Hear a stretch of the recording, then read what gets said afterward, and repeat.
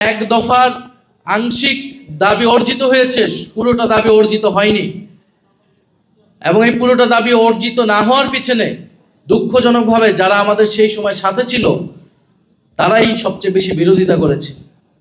যারা আজকে জুলাই সনদ বাস্তবায়ন করছে না, যারা আজকে গণভোটের গণরায় বাস্তবায়ন করছে না, তারা শহীদ মিনারের সেই এক দফার ঘোষণা সেই দিন সেটাকে আংশিকভাবে সমর্থন করেছিল, কিন্তু তারা পরবর্তীতে সেটার সাথে বিট্রে করেছে।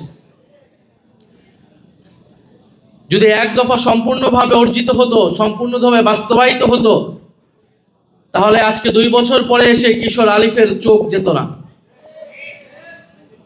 আজকে পুলিশ আবার দলীয়করণ হতো না।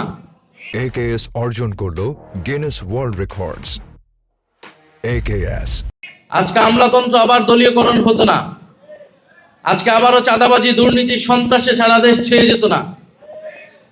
আমরা দেখছি মানুষের চুলায় এখন গ্যাস নাই, গ্রামে গ্রামে বিদ্যুৎ নাই, ঘরে ঘরে কোনো চাকরি নাই।